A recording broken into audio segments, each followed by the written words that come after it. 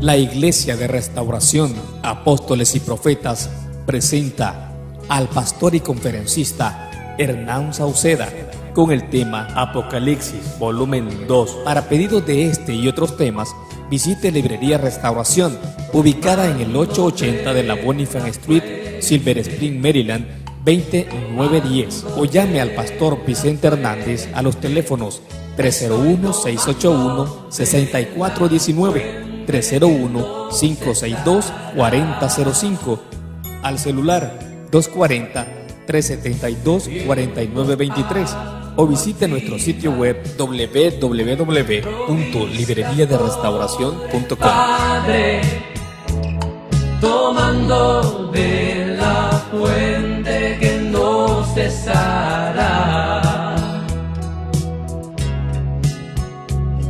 esa fuente de que estoy hablando.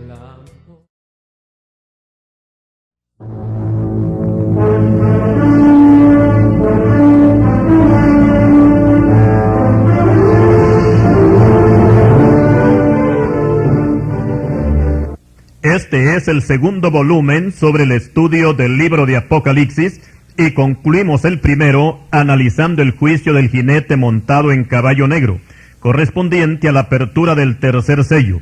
Ahora vamos a entrar al siguiente juicio y citamos: Cuando abrió el cuarto sello, oí la voz del cuarto ser viviente que decía: ven y mira.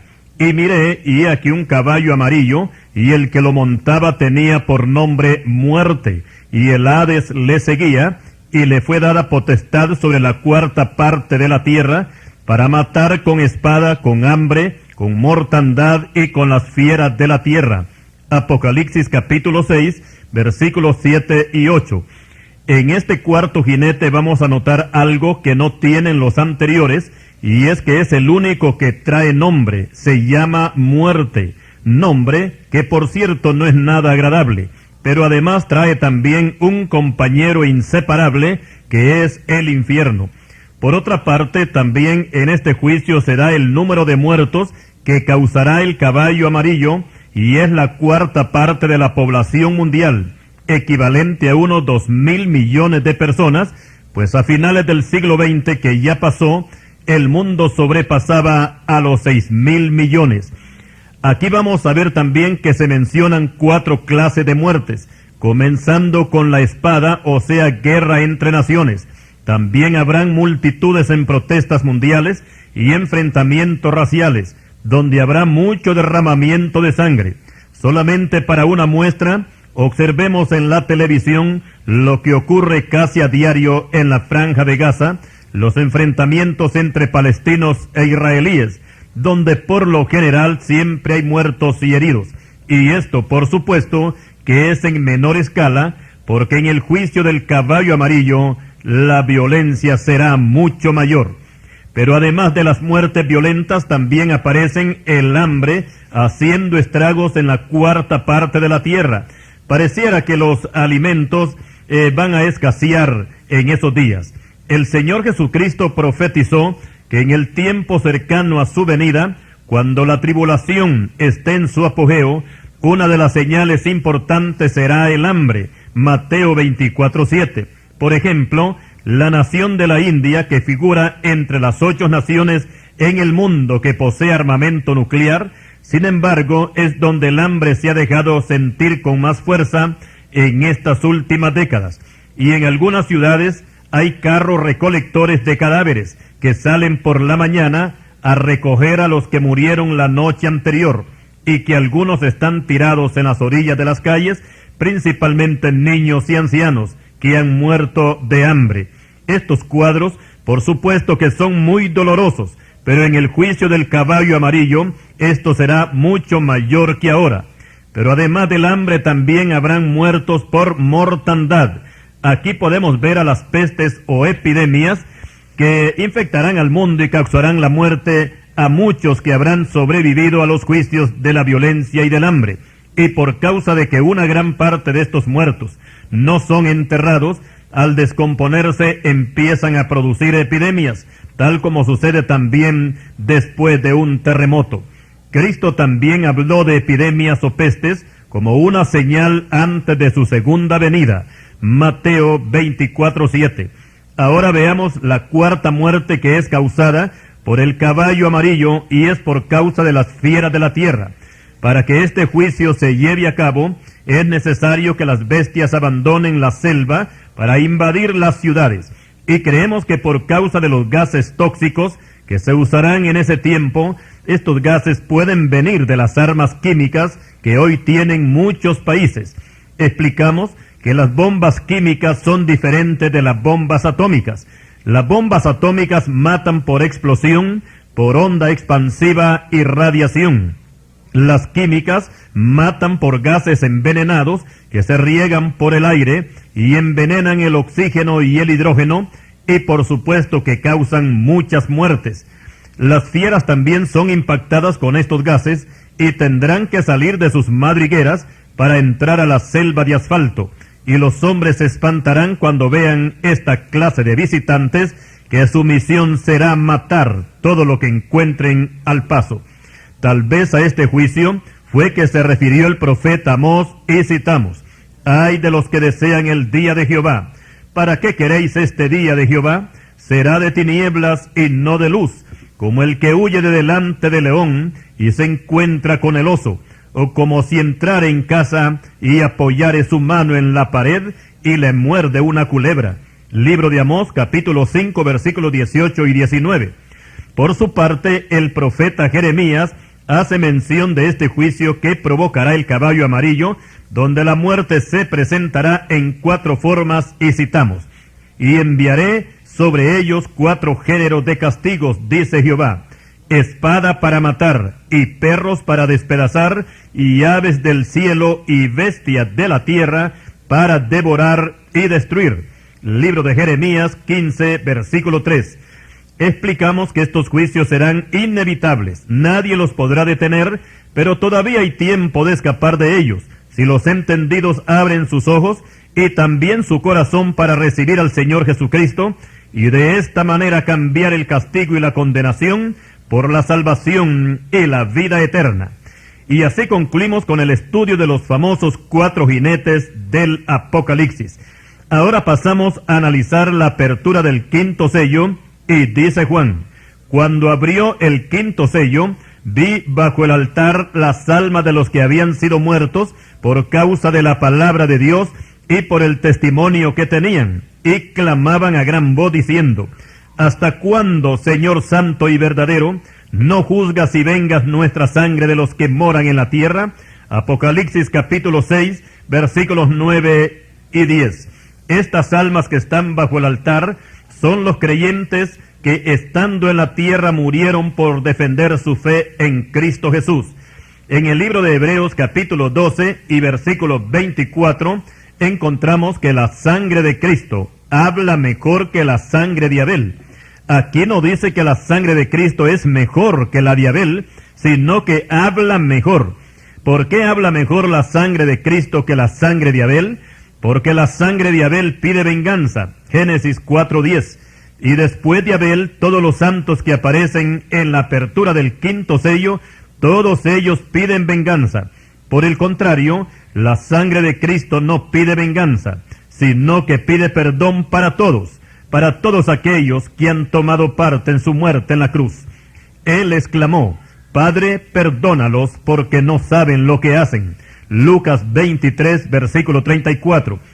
El 5º sello representa el grito de venganza de todos aquellos que murieron por causa de la palabra del Señor. Ahora pasamos a analizar la apertura del 6º sello, y dice el apóstol Juan: «Miré cuando abrió el 6º sello, y he aquí hubo un gran terremoto, y el sol se puso negro como tela de silicio, y la luna se volvió toda como sangre, y las estrellas del cielo cayeron sobre la tierra, como la higuera deja caer sus higos cuando es sacudida por un fuerte viento». Apocalipsis capítulo 6, versículos 12 y 13. En este juicio se puede notar una coalición entre el cielo y la tierra, porque en primer lugar se habla de un gran terremoto, que podríamos calificarlo como de 8 a 9 grados en la escala de Richter. Los terremotos que han habido nunca han pasado de 8 grados. El que ocurrió en El Salvador el sábado 13 de enero del año 2001 a las 11:35 de la mañana causó la muerte a más de 700 personas y fue de 7.8 grados en la escala de Richter.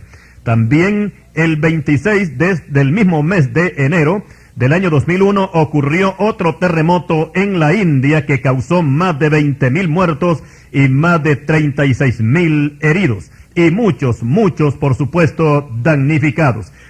Con la apertura del sexto sello, será mayor que todos los terremotos que han habido, este terremoto, porque se habla de un gran terremoto que causará desolación y muerte en muchos países del mundo.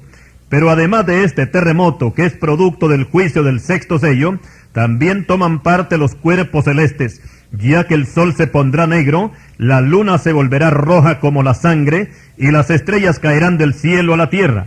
Explicamos que la tierra está cubierta por una atmósfera que tiene una longitud de 1,000 kilómetros, y nos protege de los cuerpos extraños que vuelan por el espacio, como ser los meteoritos, aerolitos, cometas, etc. Pero cuando ocurra el juicio del sexto sello, pareciera que Dios va a abrir la atmósfera para bombardear la tierra desde arriba. Si en los juicios anteriores se usan bombas atómicas, estas podrían afectar la atmósfera, ya que científicamente y por ensayos que se han hecho, se ha podido comprobar que el humo espeso y los gases que despiden estas bombas pueden llegar a oscurecer el sol, y en este caso sería oscurecer la atmósfera para que no penetren los rayos del sol hasta la tierra. Explicamos que el sol está a una distancia de la tierra de 150 millones de kilómetros, mientras que la luna, que solamente la tenemos a una distancia de 384,000 kilómetros de la tierra, esta tomaría un color rojo como color de sangre por causa de explosiones nucleares. Por otra parte, Dios puede usar también el método que usó en los tiempos pasados.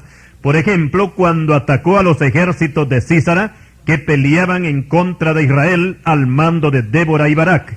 Dice la Escritura: desde los cielos pelearon las estrellas, desde sus órbitas pelearon contra Sísara.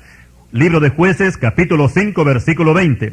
Y lo mismo había sucedido anteriormente, cuando Josué peleaba contra 5 reyes amorreos, que Dios no solamente detuvo el sol en el espacio, sino que también lanzó desde el cielo grandes piedras de granizo, y fueron más los muertos por estas piedras que los que murieron a espada. Libro de Josué, capítulo 10, versículos 11 al 13. Por eso no sería raro que el Señor usara también esos mismos elementos para el juicio del sexto sello. La única diferencia sería que en aquel tiempo el juicio fue solamente para los enemigos de Israel, pero aquí sería para todo el mundo.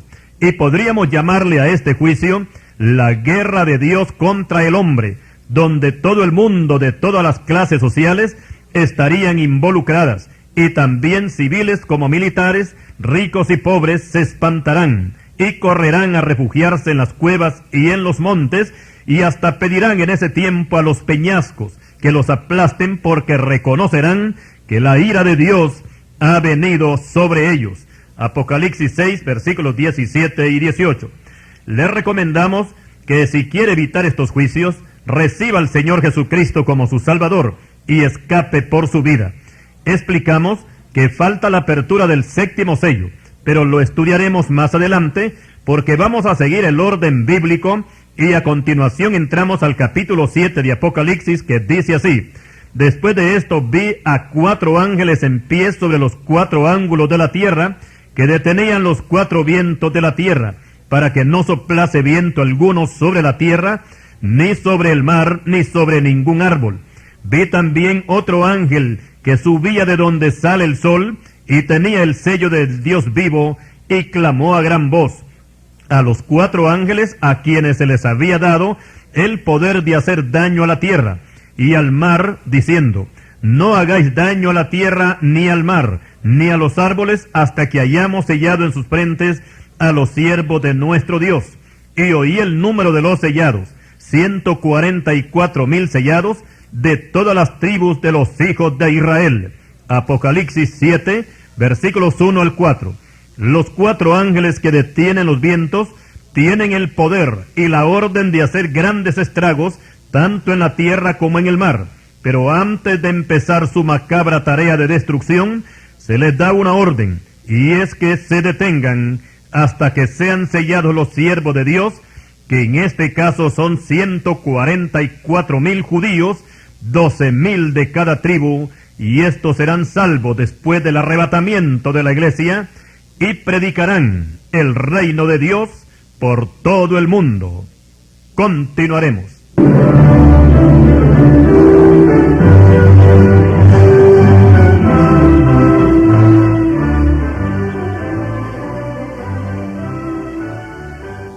Anteriormente mencionábamos a los 144,000 sellados, y que todos ellos serán judíos, 12,000 de cada tribu de los hijos de Israel. Apocalipsis 7, versículos 4 al 8. Pero en la lista de estas 12 tribus notamos que falta una, y es la tribu de Dan, y en su lugar aparece Manasés, el hijo de José. Según la opinión de algunos estudiosos de la profecía apocalíptica, la razón por la cual Dan ha sido excluido es que de esta tribu saldrá el anticristo, y hay una base en la Biblia para pensar que esto puede ser así, y es con respecto a la profecía que dio Jacob acerca de sus hijos antes de morir. Y vamos a citar esta profecía: Dan juzgará a su pueblo como una de las tribus de Israel. Será Dan serpiente junto al camino, víbora junto a la senda, que muerde los talones del caballo y hace caer hacia atrás al jinete. Génesis 49, versículos 16 y 17. Aquí Dan es comparado con una serpiente, y ya todos conocemos que la serpiente es un tipo del diablo, y el anticristo será conocido como el hijo de Satanás, que hará el papel de una serpiente, y con su astucia engañará al mundo en el inicio de su gobierno, y hará un pacto con la nación de Israel, y al final los judíos se darán cuenta que han sido traicionados, y anularán el pacto que habían contraído con él. El profeta Isaías lo describe de esta manera: y será anulado vuestro pacto con la muerte, y vuestro convenio con el Seol no será firme. Cuando pase el turbión del azote, seréis de él pisoteados. Libro de Isaías, capítulo 28, versículo 18. Por esto creemos que la profecía de Jacob es encaminada a un futuro dictador mundial, que será un judío de la tribu de Dan, y por esa razón es excluida de la lista de los 144,000 que serán sellados con el sello de Dios. A continuación, el apóstol Juan ve en el cielo una multitud de gente salva con vestidos blancos y con palmas en las manos, y que son personas de todas las naciones del mundo que han entregado sus vidas por Cristo, y han salido de la gran tribulación, y han lavado sus ropas y las han emblanquecido con la sangre del Cordero. Apocalipsis 7:14. Aquí vemos la gran misericordia de Dios, que aún en medio de sus juicios, Él extiende su mano para salvar, como dice Isaías 59, versículo 1. Ahora pasamos al capítulo 8 de Apocalipsis, y vamos a enlazar de nuevo con la apertura de los sellos, ya que faltaba el último, el número 7, y citamos: cuando abrió el séptimo sello, se hizo silencio en el cielo como por media hora. Apocalipsis 8:1.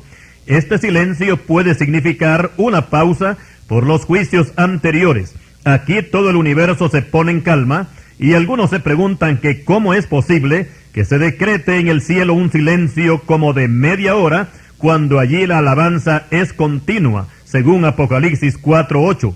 Podemos creer que Dios decreta este silencio como para dar una tregua y al mismo tiempo una oportunidad a los pecadores que todavía vivirán en la tierra, para que se arrepientan, máxime cuando han visto caer a millones bajo el golpe de los juicios anteriores.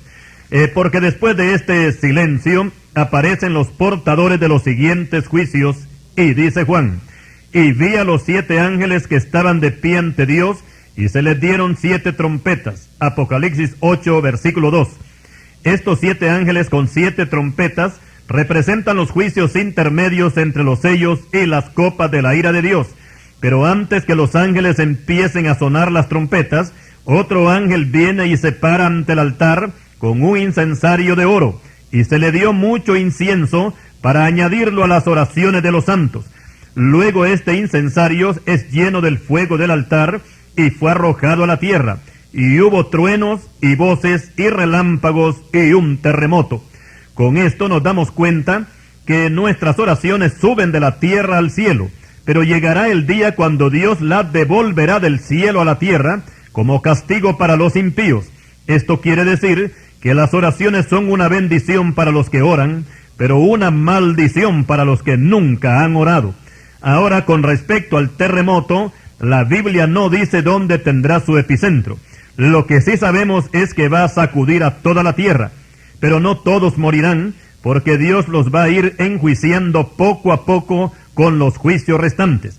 Y de inmediato pasamos a los juicios de las trompetas, y dice Juan: y los 7 ángeles que tenían las 7 trompetas se dispusieron a tocarlas. El primer ángel tocó la trompeta, y hubo granizo y fuego mezclado con sangre, que fueron lanzados sobre la tierra, y la tercera parte de los árboles se quemó, y se quemó toda la hierba verde. Apocalipsis 8, versículos 6 y 7. Este primer juicio de la primera trompeta, donde aparece el fuego y el granizo, es similar a la 7ª plaga que hubo en Egipto, y citamos: hubo pues granizo y fuego mezclado con el granizo, tan grande cual nunca hubo en toda la tierra de Egipto desde que fue habitado. Éxodo 9, 24. Esta plaga destruyó considerablemente la vida vegetal de aquel país, y lo mismo sucederá en este juicio de la primera trompeta, cuando el fuego y el granizo destruirán la tercera parte de los cultivos a nivel mundial. En el libro de Job se nos dice que Dios tiene nieve y granizo para el tiempo de este juicio. Libro de Job 38, versículos 22 y 23. Pero además del granizo también se menciona el fuego, que arrasará con montañas enteras, y podemos pensar que los incendios forestales se van a multiplicar en el mundo. El fuego es un elemento bien importante y que será utilizado para los juicios venideros. Por su parte, el apóstol Pedro dice que el día del Señor vendrá como ladrón en la noche, en el cual los cielos pasarán con gran estruendo, y los elementos ardiendo serán deshechos, y la tierra y las obras que en ella hay serán quemadas. Segunda de Pedro, capítulo 3, versículo 10. En ese tiempo los sobrevivientes van a pensar que Dios los estará llamando a cuentas. Ahora pasamos al juicio de la segunda trompeta, y dice Juan: el segundo ángel tocó la trompeta, y como una gran montaña ardiendo en fuego fue precipitada en el mar, y la tercera parte del mar se convirtió en sangre, y murió la tercera parte de los seres vivientes que estaban en el mar, y la tercera parte de las naves fue destruida. Apocalipsis 8, versículos 8 y 9. En este juicio de la segunda trompeta se menciona una gran montaña ardiendo que cae al mar, y podemos creer que no se trata de una montaña literal, porque Juan dice que es como una montaña, y no dice que es lanzada desde el cielo, sino que es precipitada en el mar. Esta palabra precipitada quiere decir que cae con violencia, pero aún así no afectará a toda la tierra, sino solamente una tercera parte. Y aunque la Biblia no nos dice específicamente dónde va a caer esa montaña de fuego ardiendo, siempre creemos que va a causar mucho daño cuando caiga en el mar. Aquí vamos a tomar 2 opciones para indicar el lugar, y primero, que el mundo es simbolizado como un mar, que es de donde surge la bestia según Apocalipsis 13:1. La segunda opción es que puede ser el mar Mediterráneo, porque Juan no menciona los mares, sino el mar. También se puede referir al Golfo Pérsico, que es un brazo de mar en el Océano Índico y que está en las costas de Irán, en la parte sur. Este golfo es bien importante, ya que por él cruzan los barcos petroleros de oriente hacia occidente. En el año 1980 se desató una guerra entre Irak e Irán que duró 8 años. Esta guerra fue iniciada por Irak, ya que Saddam Hussein quería posesionarse del Golfo Pérsico, pero al final no lo logró. El 2 de agosto de 1990, Irak invadió a Kuwait, y en esta invasión Saddam Hussein incendió 600 pozos petroleros de los 900 que tenía Kuwait. y las llamaradas de estos incendios se asemejaban a una gran montaña de fuego ardiendo, según las tomas que se veían en la televisión. No podríamos pensar que algo más impresionante que esto se podía presentar si los barcos petroleros fueran incendiados en alta mar en el tiempo del juicio de la segunda trompeta. Ahora pasamos a analizar el tercer juicio de esta serie, y dice el apóstol Juan: el tercer ángel tocó la trompeta, y cayó del cielo una gran estrella ardiendo como una antorcha, y cayó sobre la tercera parte de los ríos y sobre las fuentes de las aguas, y el nombre de la estrella es Ajenjo, y muchos hombres murieron a causa de esas aguas porque se hicieron amargas. Apocalipsis 8, versículos 10 y 11. Con la segunda trompeta vemos que el juicio es sobre el mar, pero este tercer juicio es sobre la tercera parte de los ríos. Y con respecto a la estrella cuyo nombre es Ajenjo, explicamos que el 26 de febrero de 1986 estalló un reactor nuclear en Chernobyl, capital de Ucrania, que hace frontera con Rusia. Estos reactores son más que todo depósitos de energía atómica, de la cual se fabrican las armas nucleares. El estallido de este reactor de Chernobyl produjo efectos radioactivos casi en toda Europa, principalmente en las fuentes de las aguas, que quedaron contaminadas y no se podían beber, y afectaron en gran parte la agricultura y la ganadería. En los días del apóstol Juan no se conocía la palabra radiactividad, y podríamos creer que este sería el elemento que va a envenenar la tercera parte del agua potable en los días de este juicio de la tercera trompeta. Explicamos que el nombre Chernobyl es una palabra hebrea que traducida al español quiere decir ajenjo, y ese es el nombre de la estrella que cae y que amargará las aguas. Ahora pasamos al siguiente juicio y leemos: el cuarto ángel tocó la trompeta, y fue herida la tercera parte del sol, y la tercera parte de la luna, y la tercera parte de las estrellas, para que se oscureciese la tercera parte de ellas, y no hubiera luz en la tercera parte del día, y asimismo de la noche. Y miré y oí a un ángel volar por en medio del cielo, diciendo a gran voz: ¡ay, ay, ay! De los que moran en la tierra, a causa de los otros toques de trompeta que están para sonar los tres ángeles. Podíamos llamar a este juicio el tiempo de la semioscuridad, o sea que no será de día ni será de noche. Anteriormente hemos mencionado guerras entre naciones y explosiones de armas atómicas, y todo esto hará que la atmósfera se vuelva muy espesa, y posiblemente esto hará que los astros pierdan la tercera parte de su luz.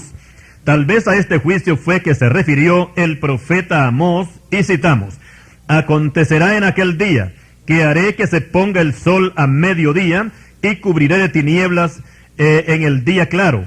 Amós capítulo 8, versículo 9. En este juicio de la cuarta trompeta, la tierra va a sufrir algunos cambios en lo que toca a la duración del día y de la noche, porque si se va a oscurecer la tercera parte de la tierra, eso quiere decir que las noches ya no serán de 12 horas, posiblemente lleguen hasta 16 horas, y por consiguiente los días serán acortados y no tendrían las 12 horas como comúnmente se conocen. El Señor Jesucristo también mencionó estos días cortos como parte de los juicios en los días de la gran tribulación, y citamos: y si aquellos días no fueran acortados, nadie sería salvo, mas por causa de los escogidos, aquellos días serán acortados. Mateo 24, versículo 22. Estos escogidos que habla el Señor, se trata de los judíos que para ese tiempo estarán pasando una prueba muy dura. Y después del juicio de la cuarta trompeta, sigue diciendo el apóstol Juan que vio un ángel volando y gritando a gran voz, pero su grito no es para consolar a los desesperados pecadores, sino para anunciarles que se preparen, porque vienen 3 ayes de dolor que corresponden a la quinta, sexta y séptima trompeta. Recordemos que los juicios anteriores son sobre los árboles, sobre el mar, sobre los ríos, sobre el sol, la luna y las estrellas.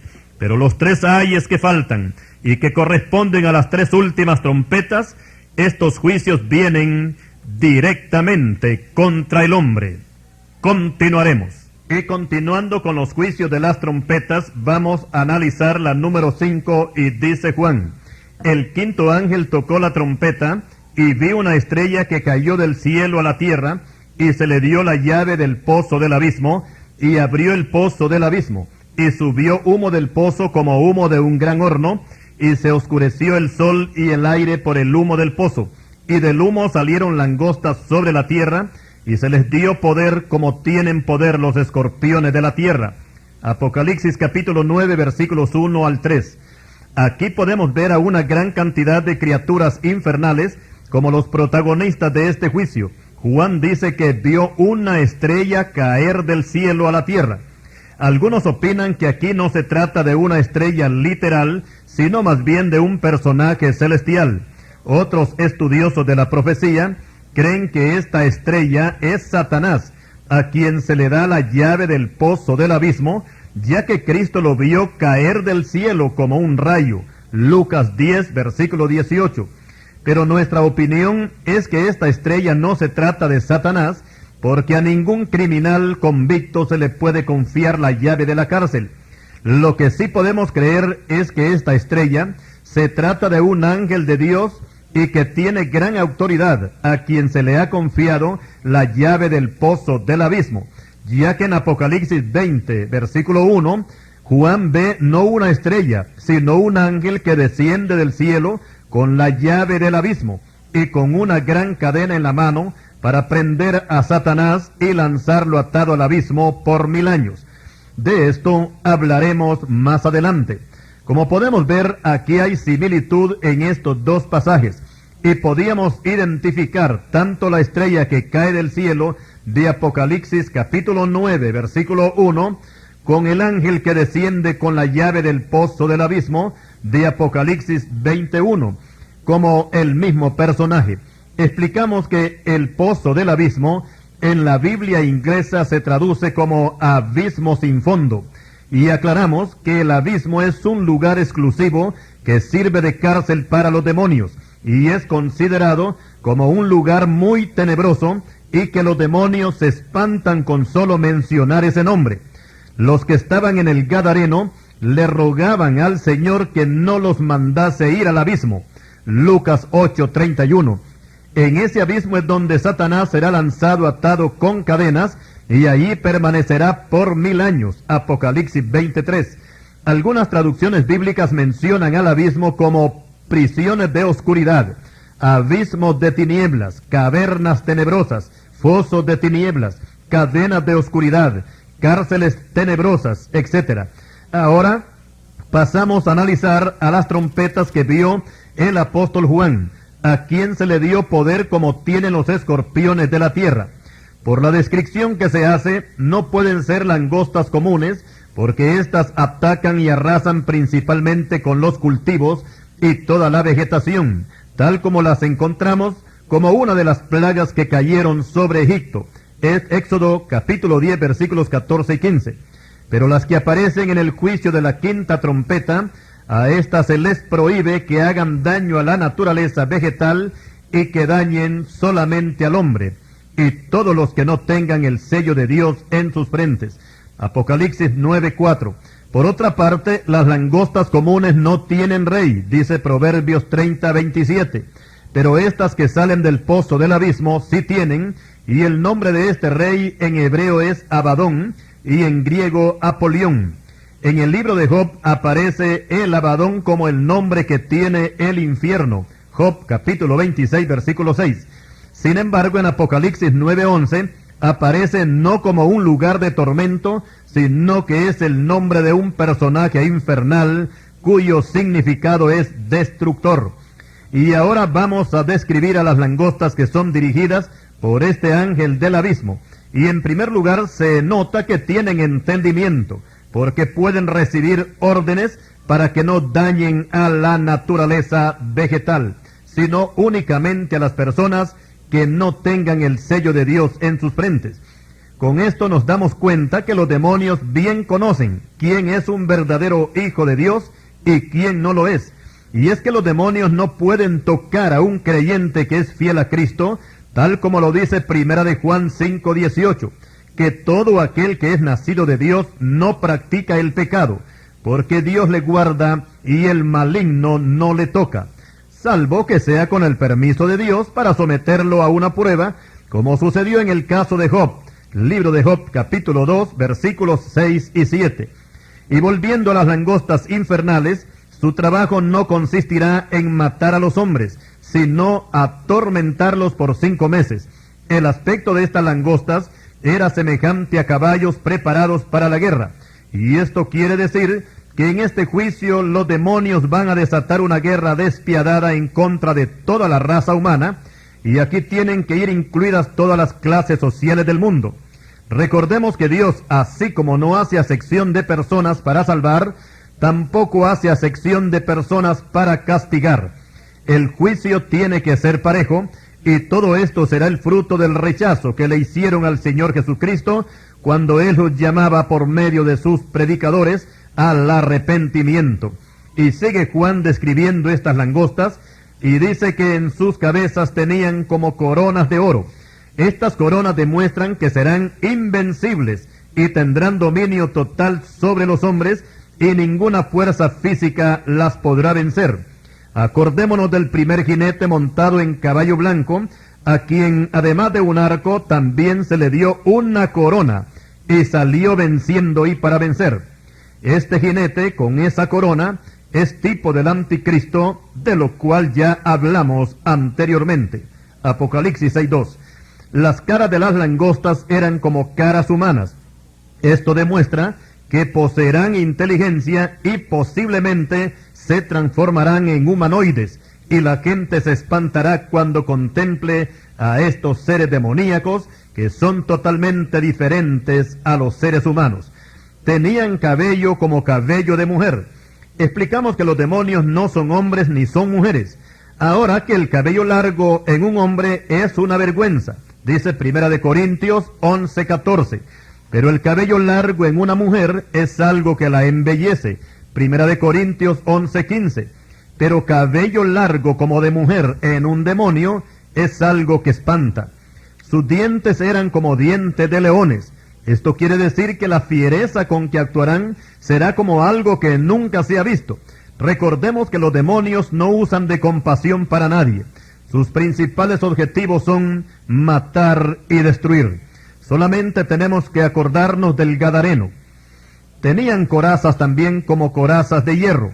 Esto quiere decir que ningún mecanismo humano las podrá detener. Solamente podrían hacerle frente a estas corazas los que tuvieren la coraza de justicia y toda la armadura de Dios con ellos, como dice Pablo en Efesios 6, versículos 11 al 17. Pero los que tengan esta clase de armadura no estarán en la tierra para el tiempo de ese juicio, porque habremos volado mucho antes con el Señor en el arrebatamiento. Y sigue diciendo Juan que estas langostas tenían colas como de escorpiones, y también tenían aguijones, y en sus colas tenían poder para dañar a los hombres durante 5 meses. Por supuesto que este cuadro de las langostas demoníacas y destructoras no es nada agradable, pero la gente tendrá que soportarlas, y algunos hasta serán presa de la locura, tal como reza la sentencia divina, y citamos: y vas a enloquecer a causa de lo que verás con tus ojos. Deuteronomios 28:34. Y Juan nos dice que por causa de este juicio, los hombres buscarán la muerte, pero Dios no les va a permitir que mueran. Apocalipsis 9:6. En este tiempo Satanás está abarrotando el cine y la televisión con películas de terror, donde aparecen escenas muy espeluznantes, donde se observan macabros asesinatos, satanismo y pornografía en una forma bien exagerada. Pero explicamos que ninguna película de terror podrá superar al juicio de la quinta trompeta, porque todos sabemos que las películas solamente se ven en las pantallas, y además de eso no las ve toda la gente. Pero los juicios de Dios, todos los moradores de la tierra tendrán que sentirlos en carne viva, y aquí sí que nadie podrá escapar. El Señor dice que Él guardará a su iglesia de la hora de la prueba que ha de venir sobre el mundo entero, para probar a los que moran sobre la tierra. Apocalipsis 3:10. Todos deben de saber que los que desprecian a Cristo y su sacrificio, que Él hizo en la cruz, tendrán que pagar un alto precio de sufrimiento y por último la condenación eterna en el lago de fuego. O como lo expresara mejor el predicador inglés Carlos Spurgeon, y citamos sus palabras: Dios los invitó a su gran banquete celestial, pero ellos le rechazaron, le despreciaron, se burlaron y le ofendieron. Ahora Dios no los va a invitar, sino que los va a arrastrar hasta el trono de su juicio para que paguen el precio de su indiferencia, porque Dios no puede ser burlado. Y así terminamos con el primer ay correspondiente al juicio de la quinta trompeta. Ahora pasamos al segundo ay, y sigue diciendo el apóstol Juan: el sexto ángel tocó la trompeta, y oí una voz de entre los cuatro cuernos del altar de oro que estaba delante de Dios, diciendo al sexto ángel que tenía la trompeta: desata a los cuatro ángeles que están atados junto al gran río Éufrates. Y fueron desatados los cuatro ángeles que estaban preparados para la hora, día, mes y año, a fin de matar a la tercera parte de los hombres, y el número de los ejércitos de los jinetes era 200 millones. Yo oí su número. Apocalipsis 9, versículos 14 y 15. Estos ángeles que son desatados, por supuesto que no son santos ángeles, sino demonios perversos, que en vez de estar en prisiones de oscuridad, como los que menciona el apóstol Pedro en su segunda epístola capítulo 2 y versículo 4, estos se encuentran atados junto al gran río Éufrates para ser usados como instrumento de juicio cuando se toque la sexta trompeta. Aquí se vislumbra un ataque bastante violento de parte de estos seres infernales en contra de la humanidad, los cuales van a realizar su macabra tarea de destrucción y muerte. Y tal parece que este juicio es la continuación del anterior, con la diferencia que en la quinta trompeta se mencionan las langostas y aquí se mencionan los caballos, pero ambos tienen poder para atormentar y matar, principalmente con las colas, que son semejantes a serpientes y como colas de escorpiones. Los caballos aparecen también con poder en sus bocas. Algunos opinan que estos 200 millones podrían ser soldados asiáticos que cruzarán hacia Occidente en poderosos tanques de guerra, disparando misiles atómicos por la boca de los cañones. Juan menciona 3 elementos que se usarán en este juicio, como ser el fuego, el humo y el azufre. Apocalipsis 9:18. Y precisamente que estos son los elementos que aparecen cuando se disparan armas atómicas: fuego, humo y azufre. Pero también no se puede descartar que sea un juicio directo en forma sobrenatural, como sucedió con la destrucción de Sodoma y Gomorra, donde Dios usó también estos mismos 3 elementos sin intervención humana. Génesis 19, versículos 24 al 28. Pero de cualquier forma que se lleve a cabo este juicio, los sobrevivientes ni aún así se van a arrepentir de toda su maldad, ni dejarán de adorar a los demonios y toda clase de imágenes religiosas, y por otra parte la violencia se aumentará y continuarán los homicidios, las hechicerías, las fornicaciones y los asaltos a mano armada. La mente de los hombres para ese tiempo estará tan cegada que no podrán entender que la terrible situación por la que van a pasar será el producto de lo que ellos mismos han sembrado, ya que todo aquel que le da la espalda a Dios, su futuro ya está marcado por la misma palabra, y es que será sometido a juicio. Entendemos que el pecado es el que ha arruinado a esta pobre humanidad.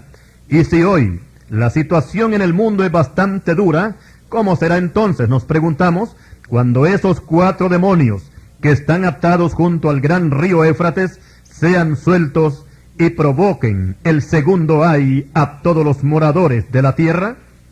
Continuaremos.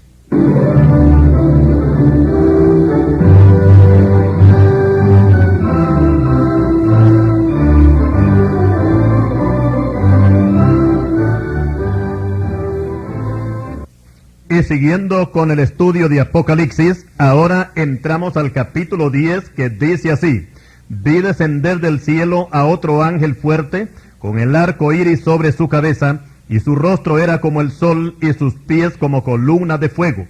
Tenía en su mano un librito abierto, y puso su pie derecho sobre el mar y el izquierdo sobre la tierra. Y clamó a gran voz como ruge un león, y cuando hubo clamado, 7 truenos emitieron sus voces. Apocalipsis 10:13. Hemos podido notar que las revelaciones anteriores Juan las describe estando en el cielo, en el Espíritu, pero ya en este capítulo 10 pareciera que el apóstol ha regresado en el Espíritu y desde Patmos recibe las siguientes revelaciones, ya que el capítulo 10 comienza diciendo: vi descender del cielo, dando a entender que él se encuentra en la tierra. Y lo primero que Juan ve es que el ángel pone un pie en el mar y otro en la tierra, y con su mano en alto hace un juramento y proclama que el tiempo ya no será más. Algunos piensan que este ángel tiene que ser el Señor Jesucristo, porque viene rodeado de un arco iris sobre su cabeza, y este arco corresponde únicamente a Dios, ya que aparece por primera vez como una señal del pacto que Dios hizo con Noé, de que no iba a mandar más diluvios sobre la tierra. Génesis capítulo 9, versículo 13. También encontramos en el ángel que ve Juan que su rostro era como el sol, y esta es la misma descripción con que el Señor Jesucristo es presentado en la isla de Patmos. Apocalipsis 1:16. Y lo mismo sucede con los pies, que son como columnas de fuego. Y en su mano tenía un librito abierto, el cual no puede ser el libro de los juicios, que aparece en el capítulo 5, porque al llegar a este capítulo 10 ya los juicios de los sellos han pasado. Tampoco puede ser el libro de la vida, porque éste aparecerá hasta el día del juicio final, según Apocalipsis 20:12. Creemos que este librito es la escritura de Dios, y el hecho de que venga abierto significa que es la palabra de Dios la que hace juicios sobre los pecadores, tal como lo dice el Señor, que todo aquel que lo rechaza y no recibe sus palabras, tiene quien le juzgue. La palabra que habló, esa le juzgará en el día postrero. Juan 12:48. Y el hecho de que el ángel ponga un pie en el mar y otro en la tierra, significa que el Señor estará tomando posesión de lo que legalmente le pertenece. Satanás le ha hecho creer a los hombres, principalmente a los que tienen dominio sobre las naciones, que ellos son los dueños del mundo, y no se dan cuenta que desnudos entraron y desnudos partirán. Eclesiastés 5:15. La Biblia dice que de Jehová es la tierra y todo lo que en ella hay. Salmo 24, versículos 1 y 2. Luego dice Juan que el ángel clamó a gran voz como ruge un león. En algunas partes de la Biblia se compara la voz de Dios con el rugido de un león. Jeremías dice que Jehová rugirá desde lo alto y desde su santa morada dará su voz. Jeremías 25:30. Por su parte el profeta Joel dice: Jehová rugirá desde Sión y dará su voz desde Jerusalén, y temblarán los cielos y la tierra. Joel 3:16. Ahora, con respecto a las voces de los 7 truenos, no podemos explicar nada, porque una voz del cielo le dice a Juan que no escriba lo que hablaron los 7 truenos. La Biblia dice que las cosas secretas pertenecen a Jehová nuestro Dios. Deuteronomios 29:29 y Libro de los Hechos 1:7. Luego dice Juan que el ángel levantó su mano al cielo. Apocalipsis 10:5. Levantar las manos al cielo significa victoria, tal como sucedió cuando Israel se enfrentó a Amalek, que la batalla fue ganada porque Moisés mantuvo sus manos en alto. Éxodo 17, versículo 11. Por eso, cuando se ora, hay que levantar las manos, porque esto es señal de victoria. Y además de eso, también es doctrina bíblica. 1 Timoteo 2:8. Ahora que cuando se levanta solamente una mano, esto significa juramento. En los países americanos, cuando un empleado de alto rango va a ocupar su puesto, se le hace jurar levantando una mano. Y lo mismo sucede con el ángel que levanta una mano para hacer un juramento de que el tiempo ha llegado a su final. Apocalipsis 16. En el mundo se conoce un dicho que dice que hay más tiempo que vida, pero eso es incorrecto, porque la vida para el que está en Cristo es eterna, pero el tiempo tiene un final. Por eso Pablo dice que hay que aprovechar bien el tiempo. Efesios 5:16. Por eso invitamos a los que todavía no han recibido al Señor Jesucristo como su Salvador, que lo hagan ahora que hay tiempo. O como lo dice Isaías, buscad a Dios mientras pueda ser hallado. Isaías 55:6. Explicamos que la visión del ángel con el librito es la misma que tuvo Daniel cuando vio al varón vestido de lino y anunciando que desde ese momento quedan 3 años y medio de gran tribulación, culminando con la segunda venida de Cristo a la tierra. Daniel 12:7. Y volviendo al Apocalipsis, una voz del cielo le ordena a Juan que se acerque al ángel y que tome el librito que tiene en su mano. Juan obedece y el ángel le dice: toma y cómelo, y te amargará el vientre, pero en tu boca será dulce como la miel. Y tal como dijo el ángel, así sucedió, que cuando comió el librito fue dulce a la boca, pero después le amargó el vientre. Esta misma visión le sucedió al profeta Ezequiel cuando se le dijo que comiera un rollo escrito por dentro y por fuera, y que contenía endechas, lamentaciones y ayes. Ezequiel 2, versículos 9 y 10, y Ezequiel capítulo 3, versículos 1 al 3.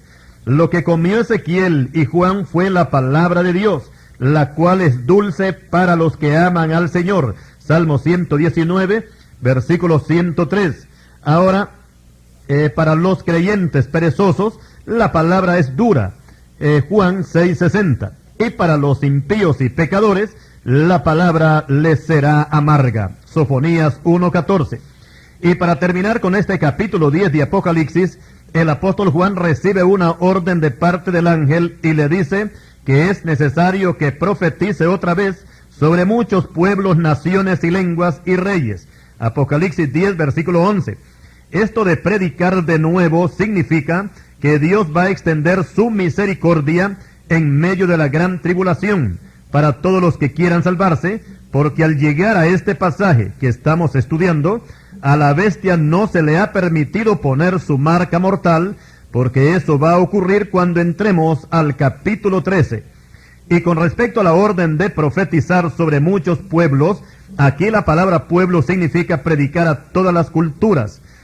Sobre naciones significa a todas las razas. Sobre toda lengua significa predicar en todos los idiomas y dialectos. Sobre reyes significa predicarle a todos los gobernantes del mundo sin excepción, porque estos también tienen que ser evangelizados y para su propio bien les conviene que atiendan el mensaje de Dios, porque de lo contrario el Señor Jesucristo los va a golpear fuertemente con vara de hierro y como vasija de alfarero los hará pedazos cuando haga su entrada triunfal en su segunda venida, dice el Salmo capítulo 2, versículo 9. Recordemos que Dios ama, pero cuando se trata de castigar, la Biblia dice que es cosa horrible caer en sus manos. Hebreos 10:31. A continuación, pasamos al capítulo 11 con 3 temas importantes: la construcción del templo, los 2 testigos y el toque de la 7ª trompeta. Y vamos a leer Apocalipsis capítulo 11, versículos 1 y 2, que dice así: Entonces me fue dada una caña semejante a una vara de medir, y se me dijo: levántate y mide el templo de Dios, y el altar, y a los que adoran en él. Pero el patio que está fuera del templo, déjalo aparte y no lo midas, porque ha sido entregado a los gentiles, y ellos hollarán la ciudad santa 42 meses. Explicamos que la caña es una medida de longitud que hoy no se usa, pero tiene un equivalente a 3 metros. Y con respecto a la visión, pareciera que fue la misma que tuvo el profeta Ezequiel, según se narra en los capítulos 40 al 43 de su libro, ya que aquí se habla de las dimensiones y la forma de construcción del templo en Jerusalén. Y creemos que este será un templo que se construirá en el futuro, porque para el tiempo de la visión de Ezequiel, el templo de Salomón ya había sido destruido por Nabucodonosor. Después de los 70 años de cautividad en Babilonia, se construyó el segundo templo, el cual fue profanado y dañado en su construcción muchas veces, principalmente por el rey sirio Antíoco Epífanes, a quien Judas Macabeo le hizo la guerra y lo expulsó de Jerusalén. Cuando entramos al Nuevo Testamento encontramos este mismo templo que había sido reconstruido por los judíos con la ayuda de Herodes, y este trabajo de reconstrucción había durado 46 años, Juan 2:20. Este segundo templo fue destruido por Tito, el general romano, en el año 70 de la era cristiana. Y ahora hablaremos del tercer templo, que será el que profanará la bestia, como nos dice el apóstol Pablo en 2 Tesalonicenses 2:4. Pero como ya todos tenemos conocimiento que en la actualidad Jerusalén no tiene templo, pero los judíos ortodoxos desde hace años están empeñados en construir uno. Nada más que hay un problema, y es que donde se piensa construir el templo de los judíos, ese lugar está ocupado por un templo musulmán que pertenece a los árabes. Y este templo pagano es conocido como la Mezquita de Omar y también la Cúpula de la Roca, y es muy venerado por los musulmanes. Ahora pensemos en la reacción que tendrían los árabes si los judíos se proponen construir su templo en el mismo lugar donde los árabes tienen el de ellos. Esto quiere decir que el templo pagano sería derribado, y todo es posible si está dentro de los planes de Dios. Creemos que este tercer templo será construido antes o inmediatamente después del arrebatamiento de la iglesia, ya que el profeta Malaquías habla que el Señor vendrá súbitamente a su templo, a quien vosotros buscáis. Malaquías 3, versículos 1 y 2. Este pasaje no se puede interpretar como la primera venida de Cristo, porque en ese tiempo los judíos no lo buscaron, ni tampoco desearon su presencia. El pasaje se refiere a su segunda venida, que será cuando los judíos lo verán y se lamentarán, pero se salvarán. Zacarías 12:10. Ahora que este templo será profanado, tal como el Señor mismo lo hace ver, cuando dice: por tanto, cuando veáis en el lugar santo la abominación desoladora del que habló el profeta Daniel, el que le entienda, Mateo 24:15. En el capítulo 6 de Apocalipsis, en la apertura del primer sello, expusimos la entrada del anticristo en el escenario mundial, pero como un falso mensajero de paz, ganándose la confianza del mundo entero. Pero al entrar al capítulo 11, vemos los primeros indicios de su verdadero carácter, ya que profanará el templo y se hará pasar por Dios. Segundo libro de Tesalonicenses, capítulo 2, versículo 4. Y después se levantará contra los 2 testigos y los matará en la plaza central de Jerusalén. Y de estos 2 testigos hablaremos ampliamente en nuestro tercer volumen de este estudio sobre Apocalipsis.